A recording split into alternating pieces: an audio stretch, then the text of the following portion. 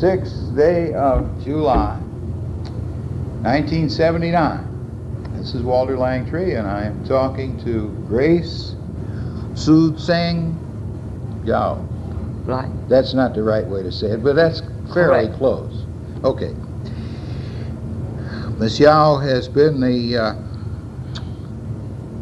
what's your title here? Director of Christian Education. Director of Christian Education at the Chinese Presbyterian Church since, when did you come? April 1958. 1958. And came here from, where'd you come from? Hong Kong. Suppose you tell us, Grace, about your family. I believe your father and mother were both elders in the Presbyterian Church. Right. That's good. That's interesting. Yeah. And you were working, what'd you do in Hong Kong, in that area? All right. I was born in the Christian home. Mm-hmm. So the Lord really chose me to serve Him. After I dedicate myself to the Lord, and then I just received the theological seminary training in Shanghai, China, and when I graduated, then I just served the Lord in my hometown, also in Hong Kong. Mm-hmm. So I was serving the Lord in the Chinese church in Hong Kong before I came to the United States. We searched for you quite a while. I was on the committee at that time. You did. And we looked very earnestly for someone who was qualified and available. And my recollection is that we had some difficulty arranging for you to come until one of the elders in the church here said, why don't you leave it to us? And you were here. Yeah. And they knew all the right things to do. You came here in April of 1958. Okay, what did you find? What was the church like when you came? Oh, my Chinese church is all complete Chinese people. They did not have the sanctuary at that time, did they? No. Just this building. Yeah, just the educational building. The sanctuary was built in 1963. 63. I had forgotten the date. Yeah, and in 1963. So my church in Hong Kong, we just had this 800 church member at the church, and I was a lady preacher. And was that a Presbyterian church in Hong Kong? Presbyterian church. Okay. But the title is we call it Su-tsing Christian Church because we speak Su-tsing dialect. It's special. Her mother and father were Presbyterian elders. Yes, we've already got that down. Right. That's where I came in. Yes. But I think Dr. Langtry asked me about this past before I serving the Lord, so I just mentioned a few sentences. So I just begin.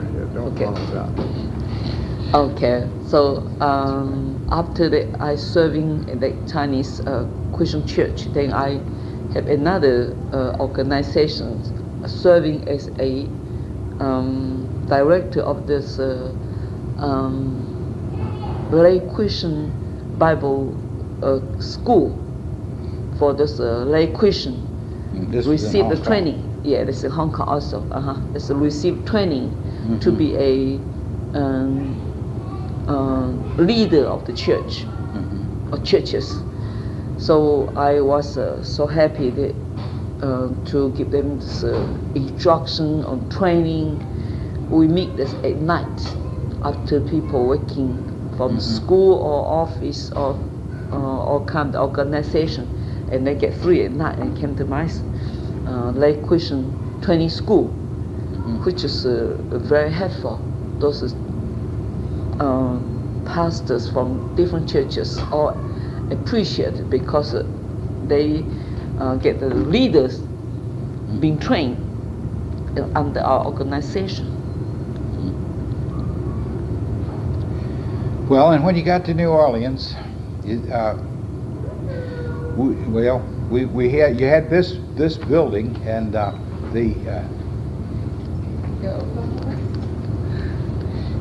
you had this building and you had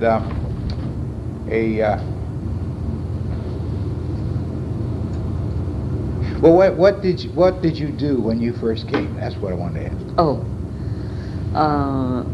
I started with this, vegetation from house to house. It's the very beginning. I just try to acquaint with the Chinese people in New Orleans one by one. How many Chinese were here then? Do you know? So far as I know, it's about 300 and over. 350 and maybe 350. By that time, By I that think time. they'd By been that time. close to 500. How many are there now? So far as I understand, it's 1,500. 1,500. So they've gone 300 to 350 Right. to It's 1,500 the increase Yes. every month. every month. Yeah. That's interesting.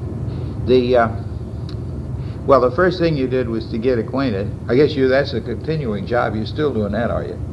Yeah, I had this. I told many friends that I have the threefold ministry as a director of Christian education, as an interpreter, and as a evangelist, because I visit from house to house to teach the Bible, I say tell this gospel message. I say she takes the church to the home until the home comes to the church. You didn't give the third one, though. I interrupted. Okay. Yes, Good. you did. Evangelism. It's the third one. No. Yeah, evangelistic. That was The first was what do you say? Director of Christian education, interpreter, Yeah. and evangelist. Yeah. Threefold function. That's good. See, now I can understand you better than he can.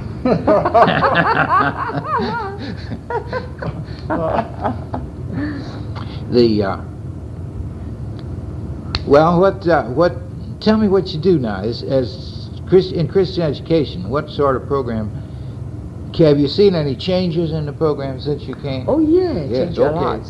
Well, tell me what it was like at the beginning and what it's like now. Well, something.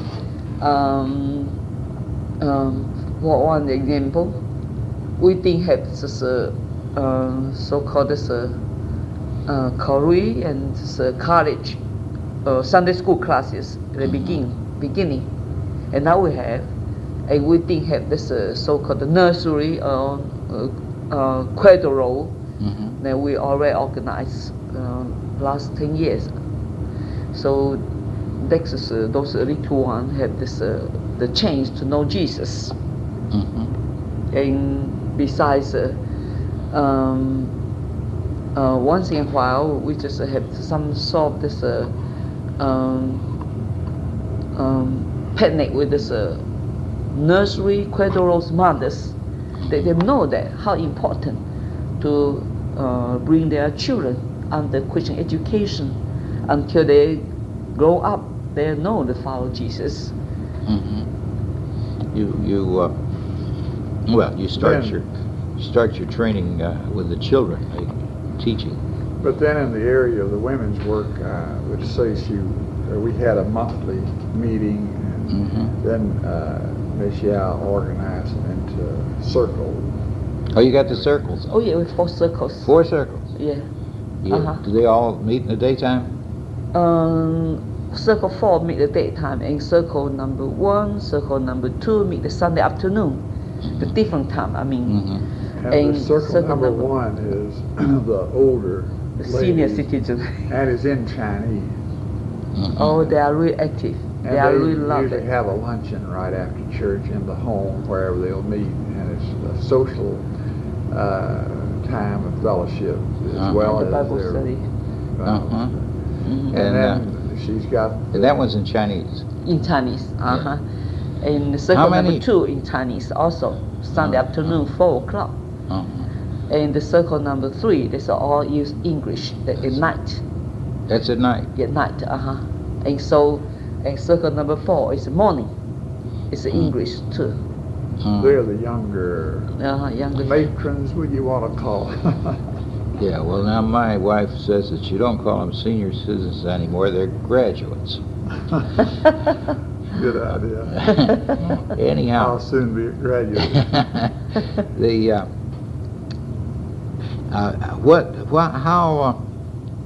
How many of your folks still just speak Chinese? Do you have any that?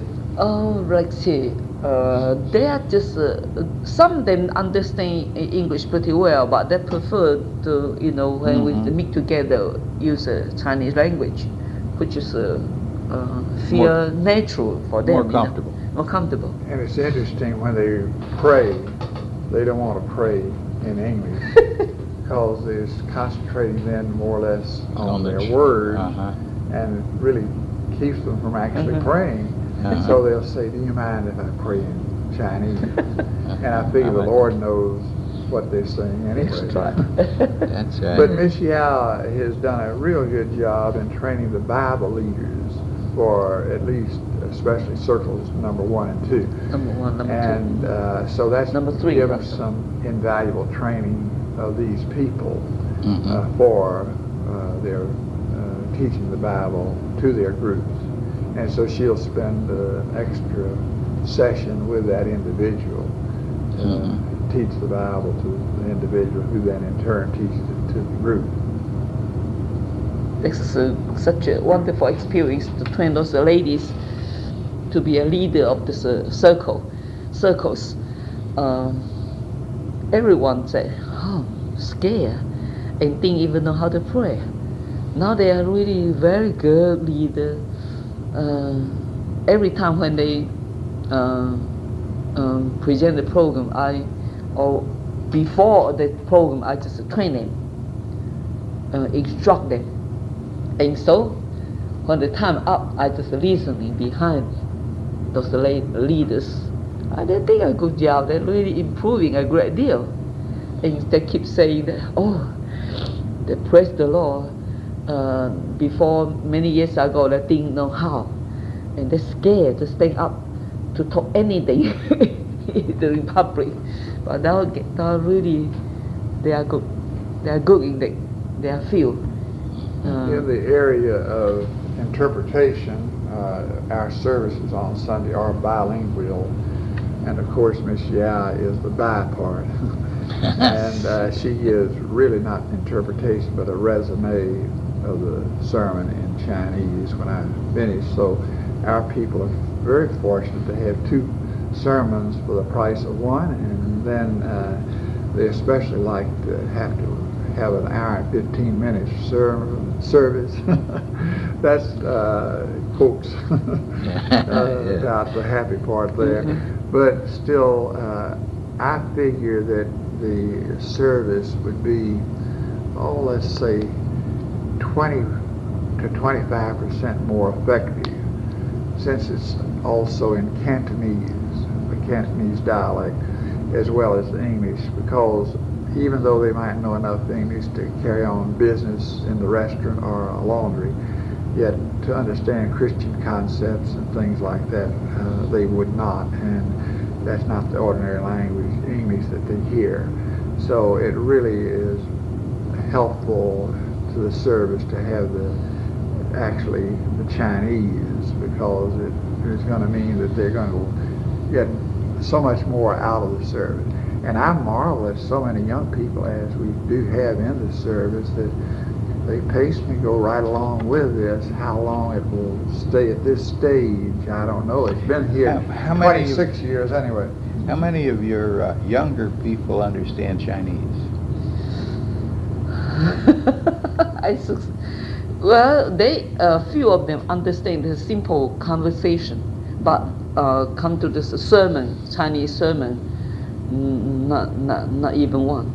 But they would understand in the home just ordinary conversation, but they might not speak it. So I would say, to answer your question, certainly a half of our Chinese American, the young people, would understand ordinary Chinese of It's whatever dialect. Conversation. Conversation Chinese. But not just a sermon. Yeah. Not So your Well, you still need the Chinese though for the older people. How long you reckon it's going to be? This is looking into the future, not the history.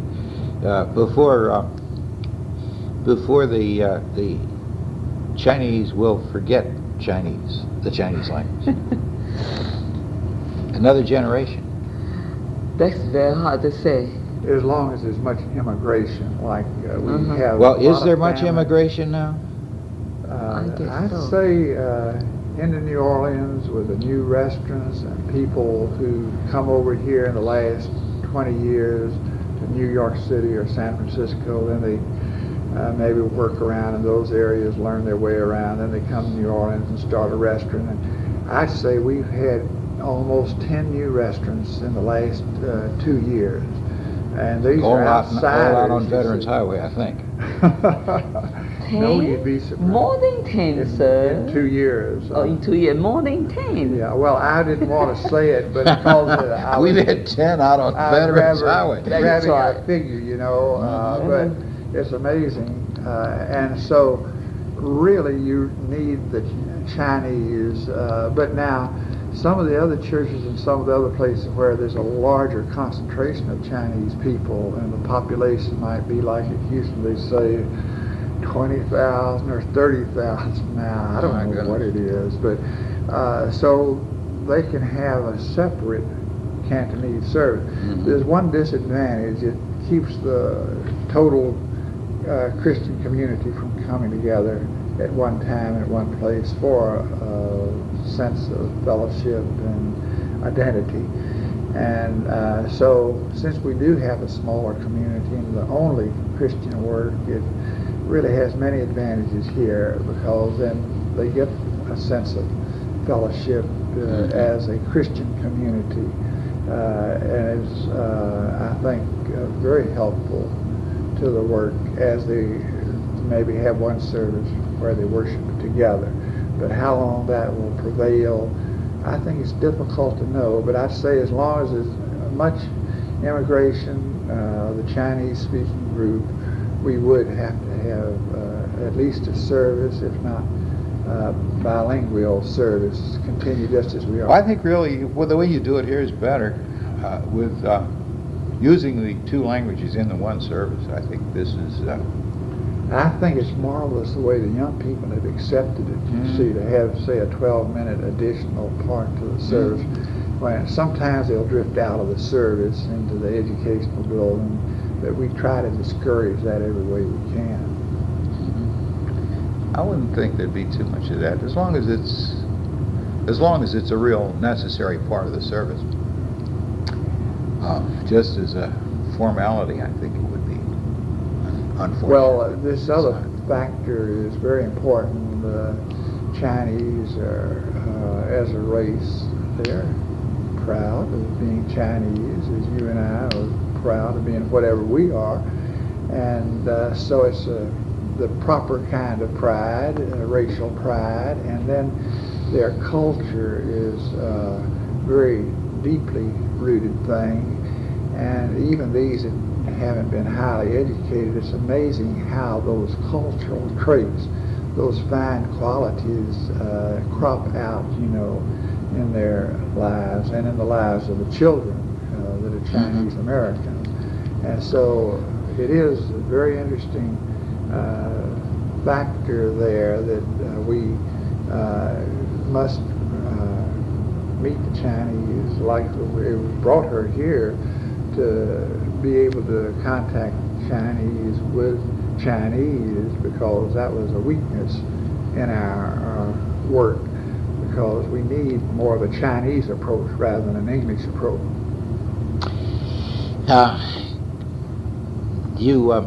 Grace, do you work with all the whole Christian education program, the Sunday school, and, Circle, and the circles, and Not the youth work, though. how about the youth work? Who does that? we have this voluntary workers with the youth work. Do you? It's amazing the quality of work. Yeah. Like right now. You work with them, but they do the work. Is that it? You don't have anything to do with it? Not so much with the youth work. Not so much. I would be the contact person from the standpoint of staff, and we do have some very able leadership that we have grown, and that's another factor showing that it is more of an indigenous thing now, because these young people are now, say, 25 and 30, and they're carrying on a very good program. And one of our young elders is very, very, very good, innovative. That's his key word. Sometimes I wonder about that word. Yet now we have this choir master who's from the Baptist Seminary. She's a marvelous person. But I think of how much we get free, in her volunteer work. She suggested this activity which they were trying to get hold of something, as a project this summer, of this 3 C's, this College of Creative Christians. And so we had the first night last night, and we charged them $4 each and for registration. And that's for having electives and including such things as photography and drama, as well as creative worship activity. And then they will have cooking and self-defense, something in the way of, what is the Chinese word for this self-defense art? Kung Fu. Kung Fu, yeah. Not karate. Very similar, I guess, in some way. But this last night we had 40 here among the young people and young careers. Very fine group, and it's and they'll be meeting in 2 weeks' time, 6 different nights for this, and it shows a type of program and activity that is very much greater than you expect in a church of our size. You have, how many children do you have in the Sunday school that you're responsible for? Sometimes more, sometimes less. Well, I think this according to registered record, just about 110. Just about. They don't attend though. No, I mean on the roll. This on is the roll, somehow. True of any Sunday school, I guess. Ones I've been connected with, anyhow. And you start with the little bitties. You have a nursery class. Right. And, yeah. We had the different. The nursery we just had to start during service time because we there's a limited facility. Every room occupied by those regular Sunday school classes, and so the nursery is no place to meet during this Sunday school time, and so they meet during the Sunday service time. The people go to church and make a room for this youngest one, something like that. Walter, you remember when we were using the Chinese Presbyterian Church, which you were pastor at the time I came here almost 27 years ago. At that time, we depended upon Caucasians almost exclusively, but Sunday school teachers. And of course, in time, that changed, and our superintendent, then you remember Mr. Biggers, wasn't it? And he was our superintendent. Well, now, then soon thereafter, he passed away, so we got a Chinese superintendent. And it's a completely Chinese situation, of course, now. When you came then, Grace, it was, you had Caucasians for teachers largely, huh? Oh, yeah. But now you have Chinese. We didn't have too many, did we? We had, let's see. Was Miss Thelma Garrison here there as a teacher? Yeah, and besides another teacher. That's all right, then it'd be, only I think. 2, I Only think. 2? Yeah. But it now was already in 5 years' time, definite transition. Yeah, well, that's interesting. And now, of course, you train your own teachers, and your youth leaders, they've come out of your training program too. And these people are very well educated. We got former teachers, in public school and things like that.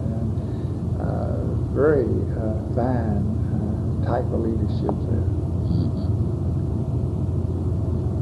Yeah, well, that's good. You see here how we're running. I think there's some other things you can tell. According to Dr. Langtry asked.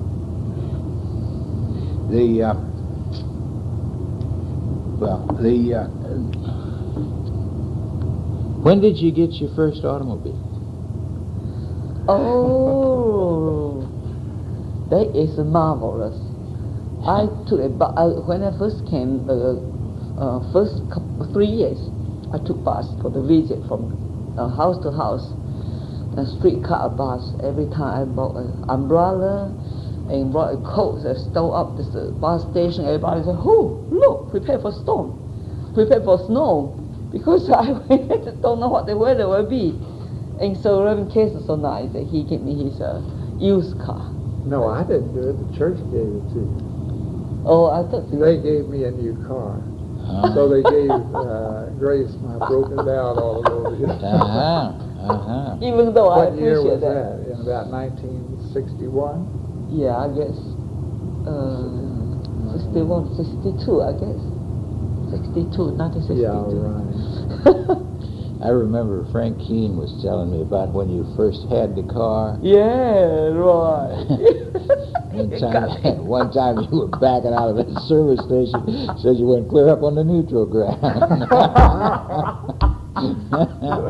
That was a good story, wasn't it? That was a good I story. taught her, I had the privilege. Oh, you taught her to drive? And so the first thing I taught her was how to stop. And so I remember one time we going across the Huey Long Bridge. She was coming back on Jefferson Highway. There was a caution light, you know, there where the old Canton, the restaurant was. And so I saw that she wasn't paying attention to this caution light as she was coming around that curve. And so I said, that caution stop sign means that you may need to stop. And so immediately she plowed on the brakes and stopped, and fortunately nobody was coming behind us, otherwise we would have been knocked to kingdom come. And then she had an accident or two. I didn't know whether she'd make a good insurance risk for Dave Dessauer, but she still has her policy with them. But I tell her that, well, Grace, if you're going to pray while you drive, just don't close your eyes. He was right. He was Especially at the intersection. Yeah. Well, had you ever driven before in China? No, Never it was had. the first time. First time. In my life I got an automobile. And then the she first traded time that. I drive. She traded that car for one when you went to Hong Kong, and I had to end up yeah. financial deal on that and have her sign it beforehand. Somebody, one of these auto places, was trying to give her a slick deal, you know, and so I really got involved. American Rambler. Yeah, and so then she had this new car. What year was that? If you had that, when did you go to Hong Kong? 1962. I would know. So that would have placed when she got the car from me at least 1961 or 60. Must be 1961. I went to Hong Kong 1962. So I guess it's your car. I got your old car was in 1961, I guess. So I the had first the time I privilege drive my of car. selecting her Rambler before we got through, hoping for the best. It was very kind of you. Deliver the thing. Let me see. I think we're about The time's up. at the end of this side. Give it a little time to let it get started. Okay, we're all right. And so you went back to Hong Kong in '62. Right. To what'd you do? Visit my family. Visit your family. Yeah. You still have how much family you have left? Oh, my father went with the law in 1964, and my mother immigrated to New York. Oh, she went to New York. Yeah, it was, when was it? Is she still living? No, she went with the Lord. She called home with the Lord was 1974. 1974. Right. When she was 86 years old. 86? Praise the Lord. A good lifetime. Yeah, right. Do you have brothers and sisters? Oh yeah, I have two brothers and two sisters. Mm-hmm. And one of the brothers in New York and one of sister in New York. A brother and a sister in New York. And where are the others? The other brother is, and our sister is in Hong Kong. They're in Hong Kong.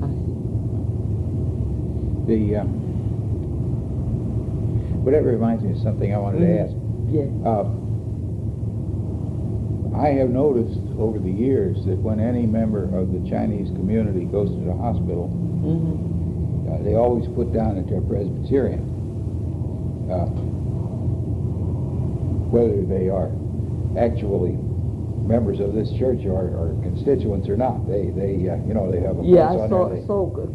One or two like that. They have a place for church affiliation, and they always put Presbyterian.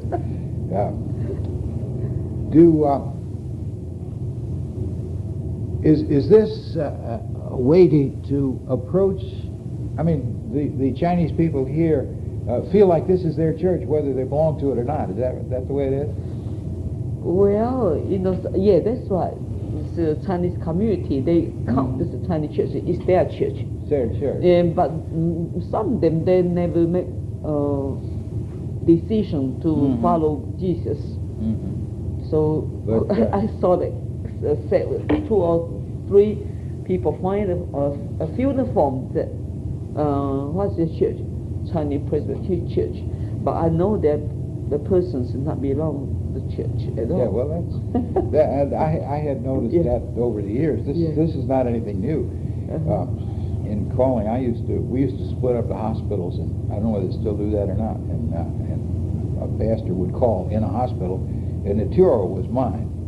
So I went down to the Turo about once a week, and when I looked down the list, any Chinese who was there, whether he was whatever he was, still put down Chinese Presbyterian Church. Yeah, I find that something. And but I thought that was interesting and a tribute to the church. They really seem to recognize that this is theirs, even if they don't have any part in it as members. Having been out just a moment, I may have missed this. Well, we've just been talking. It's true that the sanctuary and the educational unit, these 2 different building projects, the Chinese did contribute, toward these things, which were gifts of the women of the church in some respect. And so it's good, though, that they did, because they do feel like these are their edifices, and not just gifts handed them on a silver platter. And so I think that speaks well for the situation and is a healthy situation that exists. And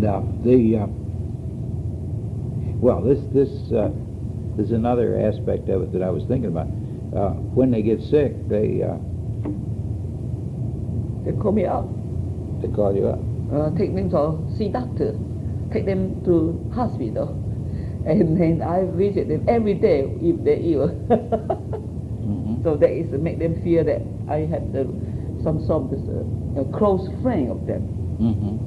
And my purpose in mind is reach them for Christ. Well, this is a good opportunity. Right. Good opportunity. So I never turn down if anybody sick. I never turn. Okay, I'll be there. I'll help you. So they'll count on me. But I'm sure that her ministry would also be that if there's need, if you want to respond to the need like Christ, 10 lepers, even though only one received Oh, yes. spiritual healing, yet This is he wouldn't withhold his ministrations of mercy from the man. And so I'm But, sure that we want as the new nature in Christ to But respond the to thing that was interesting to me was that they look to you for this. Yeah. And that's, They call me. That's good. And there are many of these that come from Hong Kong that really need interpretation, and members of the family aren't able to take them to the doctor or don't at the time when the doctor is able to see them, and so grace comes in there and is helpful from that standpoint. I noticed also that whenever any of them die, they have you for the funeral. Yeah, that's right. They And, consider, I'd say that would be 99 and 94 100. Just about all, I guess. Yeah.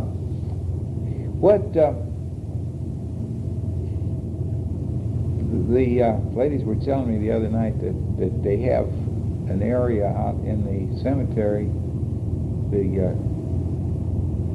that's almost entirely Chinese. That Which one is that? Greenwood or? What is the first one that you come to on the left as you go to the end of Canal Street there? Is that Cypress Garden? That's Cypress Grove. Grove. Well, that's the one, Cypress Grove. Cypress Grove. Now, what does that little tablet say, Grace, there at the end of that little vaulted enclosure where it'll hold, say 40 bodies? And they have sand in front of it and they burn incense. What is that? Is that an ancestral tablet of some kind, or what? You remember the writing on that? You remember what I'm talking about? There's a little, as you know Cypress Grove, the old cemetery where all these people used to live. Probably they discontinued use of that right after she came. But there was a little sort of grate at the end. They burned paper. I don't know whether it's paper money. Sometimes they would do that. And then there was a little sand in front of this sort of tablet thing where there's Chinese writing. You don't recall. But I'm sure there were some Chinese rites of Buddhist or Taoist nature. Which would it be, or both? Well, as a mixed Buddhist and Taoist. Buddhist doesn't worship the ancestor, but the Taoist worship the ancestor. So there's a mix. Do they burn incense or candles or something? Burn incense, and there's a paper money, and put there's a food. They thought that people need to eat. Actually, they don't. Well, now, I noticed up at Orleans, it's maybe you want to call it the Business Association of the older type of Chinese man, or some of the younger ones that carry on, but they do have food up there once in a while.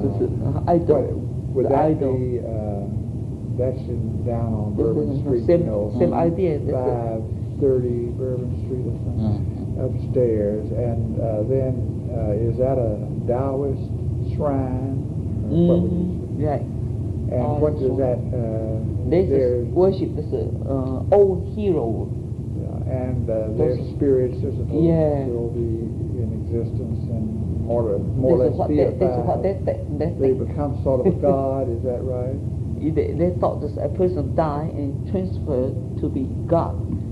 Actually, it's not. And so people in China worship more than 30 gods, maybe over 100 gods. So many gods are around everywhere. So that would be one of the false god. That would be one of the gods. Yes, that's what they think. And they still do this right here in New Orleans. Well, you don't see it. It's for all practical purposes. I think it's being fair to the Chinese, you say no. Once in a while, I remember one lady living in the Los Angeles area now understood from Grace that she had a kitchen god, which might be a piece of paper or something up on a wall.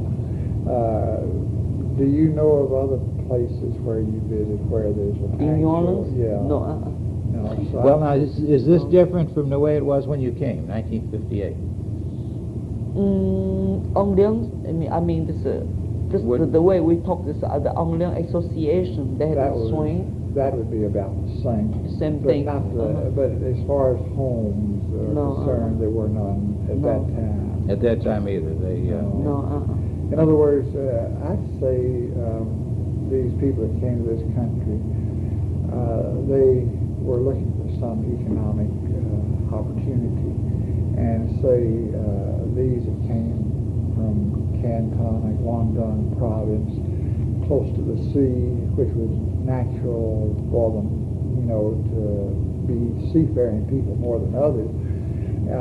They were poorer districts maybe too, and they come over here, and they would seek opportunities in this country, and they weren't interested in things spiritual as much as things material like the rest of us Americans in this country now. But so they were something of a spiritual vacuum. They were materialists. really weren't religious at all. Yeah, and so materialism too, you can compare it very definitely to materialistic America. But they, like Jonathan Edwards said, there was the theoretical and practical atheist or agnostic, whether well, we would be the practical person that doesn't accept these things, but they would be maybe theoretical too. So Dr. Langtry mentioned the time so good. Do you have anything else to say about the Chinese religions or their practices? Oh, well, in this city, Chinese people, they don't have anything like worship idol as much as in Hong Kong, but their mind in their heart still think about when a person died and became transferred to be God, and still they have so many superstitious idea in their mind. But to praise the Lord, until they accept the Lord Jesus, they began to recognize there is only one God. It is true God, and there is only one Savior, Jesus Christ. So they really complete change. And in this area where they you say that when they become God, there's the hero type of God that you spoke of, maybe a number of 100 or something like that. But there's also then another kind of family God, and people in the family become God. Is that right? Yeah, there is it's a family belong to their own family, not just other.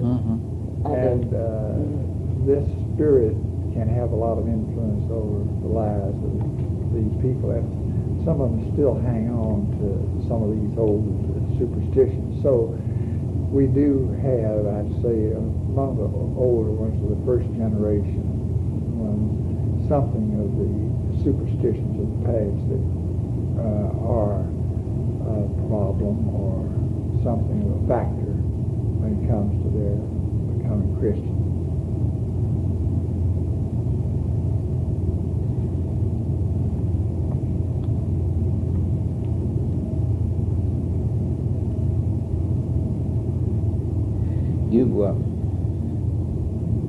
Well, we're on this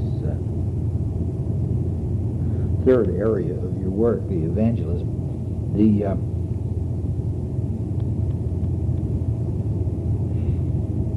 How many people do you have? Well, let me put it this way.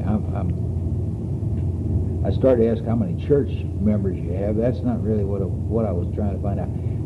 What do you feel like are the proportion of Christians in the Chinese population? 1,500 Chinese. How many of them you think would be Christians? 1,000? 500 or Well, 1,499? by now, according to the number of the member of our church, we have 260 church member we have, do we? Well, that's not what we report around the 200 mark, but with the children and Yeah, well, your others, I would constituents. say with those that may have some contact with other churches, one way or the other, but most of it would be our church. I would say at least 400 or 450, and in fact, when they took a survey when I first came here, there were about 8% Chinese in the United States, all over the United States, who were at least professing Christians. And then I figured at that time, when we were a smaller community and fewer ones that had come in from the outside, that we had 30% that were Christians here, which showed something of the quality of the work in a small Chinese community, that we were able really to have, I guess, the greatest percentage that were Christian than anywhere in the United States or the world. And so now I think it'd be better to say there would be 20 to 25% of the local community that would be Christian, which would still be quite high for Chinese. Yes, the right. Chinese community, Yeah. but you still have plenty to do. Oh yeah, still have lots of people out of Christ and need to reach for Christ. Well, do you find this difficult? I mean, you don't find any difficulty in finding them. You know where they are and who they are. Well, I just know everybody. When there's the new, everybody came to the city, I just don't know. Automatically, they get a report. I got a report. And so I just go to visit them and contact them, make friends with them at the beginning with. And then I just told them the gospel. Now, how resistant do you find some of the people? I mean, do you have some that are very responsive? Like we've got the family of the Chans living on Illinois. Yes. Now, how would you describe that family? I guess that they would be. Does he have Christian background? Yeah, he is Christian. And how about her? No. But she is interested. Yeah, and they she is come very interested, every yeah. Sunday. Since they've been here almost every Sunday, and they got 3 boys whom I picked up to Bible school. Went way out there to Williams Boulevard to So pick far them away. up. And so they represent one group. But then, what would be another group that, or a person that you think of that is almost not anti-Christian, but at least they're very resistant to the faith? Mr. Fong. He is the one. He come to our church every Sunday, but he I would erase the name. I but, see. I'm sorry. But that's a certain type. No, he's not a Christian, but he does come with his wife every Sunday. And Is she a Christian? He's not. She is Christian. He She's is not Christian. resistant in the sense I had worded that, so I didn't want. Well, what? Well, we're not going to use names. When you. All right. Let's. May I ask interrupt the to same say- question. Go ahead. This lady, though, the wife of the man, that's a little resistant to the faith, but friendly enough to it to come every Sunday, she's a very earnest Christian and has that type that you have coming in sometimes, like from Hong Kong or Taiwan, who are really devout Christians. Was she a Christian before she came to this Oh country? yeah. She been Christian for. And she's active in the Mandarin group. For more than 15 years, I guess. So she. Is she active in the Mandarin group? Well, she's attend very regularly. Mandarin. Yeah. Do you speak Mandarin? Oh yeah, I do. How many She speaks a good dialects do Mandarin. you speak? I speak 6 dialects of Thai language. 6 6 dialects. Shanghainese. Shanghainese, Shuatao, Cantonese, Toisan dialect, Mandarin, and some Taiwanese. Or that's an old Amoy dialect. This is old Amoy dialect. Then you can talk to these people who come here from Taiwan. Oh yeah, sure. No problem. We had a young man who was he the moderator? I believe he was, of the church in Taiwan, who was over here several years ago. Oh. We had him for dinner, and then he was going to stay, I think, in this country for a year to study before he went back. I see. And very nice young fellow.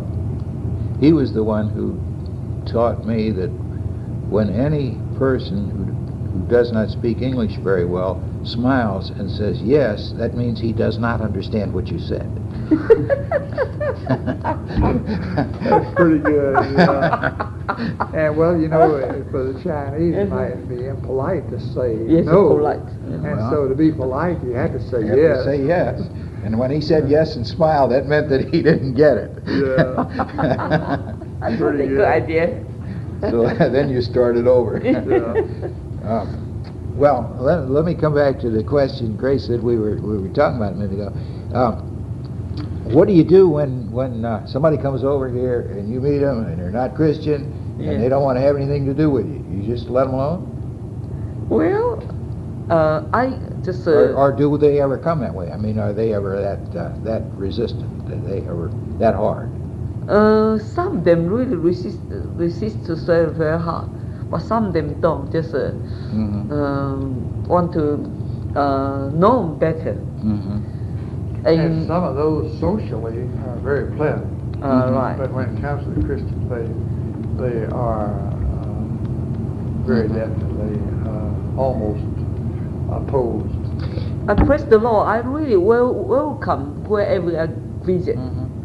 That's good. They really treat me so nice, so friendly, talk me, and so nice, you know. So I never have any difficulty to go to this. Even the newcomers, first time visit, they're really Well, so nice. Of course, I have found that all Chinese that I know are very courteous and very pleasant.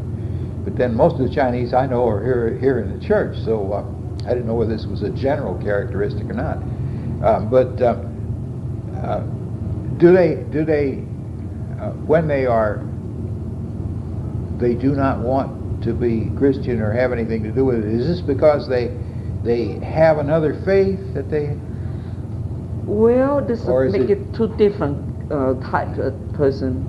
Some of them they different faith because this is what I mentioned and why I go. They thought so many gods are wrong. They thought this only worship one God not enough. They worship so many gods. This is kitchen God, even this God of the earth, even this all this ancestor. There's really so many different things. They figure out there's God that worship Him. Just don't want to take any chances. They thought it's Christianity worship only one God. They thought it's not enough. Okay, and second thing, some this well-educated people. There's no religion. Agnostic. Agnostic. That's the right word. So have to make them explain to them about there is God, even they cannot see. And the Chinese intellectual is definitely has a tendency to be agnostic. Well, but that has changed in the last 15 years. It's amazing that so many of them have turned to a simple biblical type of faith. And they have these these fellowship groups that meet in the home. And they definitely have simple believing faith. Some of them pray very earnestly, more of a New Testament type evangelism. Well, now does this come out of the church, or is this something that they got on their own? I think both ways. There was It's called the Bible study classes. The way it makes it correct. Yeah. Mhm. How do they start? Do you start them? Well, I start the Bible classes in the city, not the other city. No, I'm talking about right But here. it was very difficult to start here because at this period of time, when we first were working with students, they weren't responsive in this manner. But then there came a time in here where it was a whole new ball game. That it seemed like the moving of the Spirit to make a field that was ready.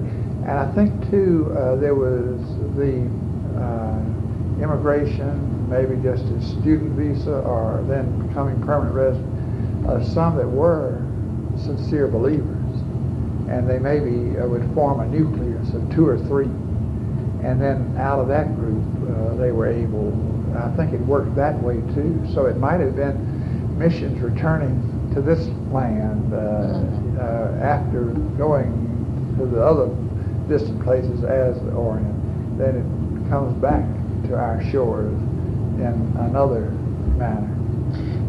Do you have much contact with students, Chinese students? Yes, I do.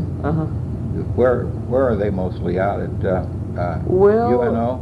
UNO Tulane in the LSE Medical School. And Tulane Medical School. In Tulane Medical School, in Field and Loyola. Public Health, Tulane. Well, Tulane Medical School is public health. Is it right? And then we've had some that studied pharmacy at Xavier. Oh yeah.